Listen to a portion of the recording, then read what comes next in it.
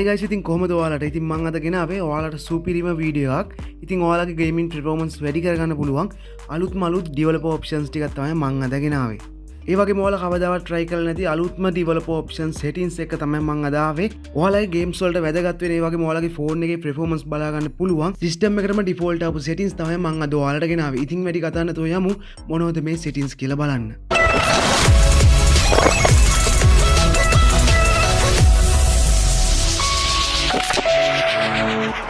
ඉතින් ඔයාලා ඉස්සෙල්ලාම කරන්න ඕන ඔයාලගේ developer settings ටික enable කරගන්න ඕන.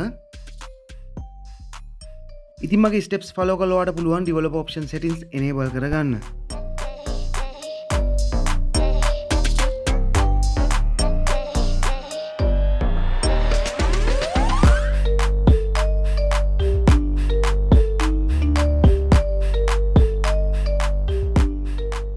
ඉතින් මේ විදිහට ඔයා developer options enable කරගත්තට පස්සේ ඔයා ඒ settings ඇතුළට යන්න ඕන. ගියාට පස්සේ ඔයාලට මෙන්න මේ වගේ interface එකක් බලා ගන්න පුළුවන්. දැන් මම මේ change කරන settings ටික ඔයා මාව follow කරලා ඔයාගේ phone එකේ settings හදා ගන්න ඕන.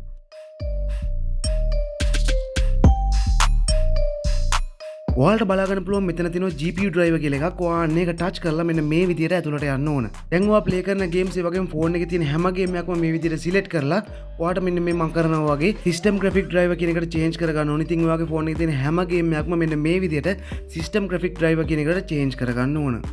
ඊළඟට ඔයාලට බලා ගන්න පුළුවන් show refresh rate කියලා එකක්. ඉතින් අන්න ඒකෙන් ඔයාලට පුළුවන් ඔයාලගේ phone එකේ screen එකේ refresh rate එක ඔයාලට බලා ගන්න. ඉතින් ඔයාලට මේකට third party application එකක් කිසිමයක් අවශ්‍ය වෙන්නේ නැහැ. ඉතින් ඔයාලට බලා ගන්න පුළුවන් මේක enable කරාට පස්සේ ඔයාගේ screen එකේ refresh rate එක උඩ කොනින් වැටෙනවා. ඉතින් ඊළඟට මම change කරන settings ඔයා මගේ steps ටික follow කරලා ඔයාගේ phone එකේ change කරගන්න ඕන.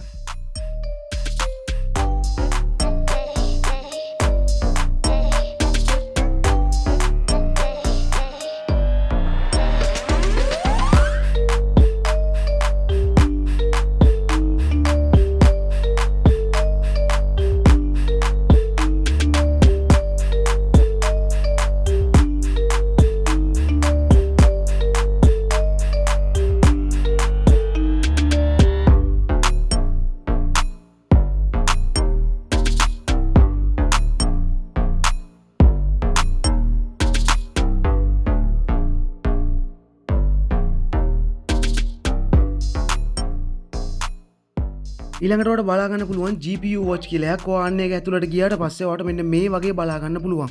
ඔයා ඒක enable කරාට පස්සේ ඔයාගේ phone එකේ තියෙන performance වගේම FPS එක වගේම ඔයාලගේ phone එකේ තියෙන GPU load එක ඒ වගේම තවත් ගොඩක් features බලා ගන්න පුළුවන්. ඉතින් games play කරද්දී ඔයාගේ phone එකේ performance වගේම FPS drop වෙනවද ඒ වගේම දේවල් බලා ගන්න ඔයාලට මේක ගොඩක් useful වෙයි කියලා මම හිතනවා. ඊළඟට ඔයාලට බලා ගන්න පුළුවන් background process limit කියලා එකක්. ඔයා අන්න ඒක touch කරගෙන මෙතන මේ 4 වෙනි තියෙන 2 processors කියන එක touch කරගන්න ඕන. ඉතින් ඊළඟට ඔයාලට පුළුවන් මෙන්න මේ setting එක හොයාගෙන මෙන්න මේකත් enable කරගන්න. ඉතින් මෙන්න මේ වගේ අලුත්ම දේවල් සුපිරිම දේවල් ඔයා ගාවටම ගෙන ගන්න ඔයාලට පුළුවන්.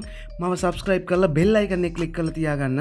මේ වීඩියෝ එකට වැදගත් වුණා නම් ඔයාගේ යාළුවොත් එක්ක share කරගන්න අමතක කරන්න එපා. අනිවාර්යෙන් ඔයා මේක try කරලා comment එකක් දාගෙන යන්න.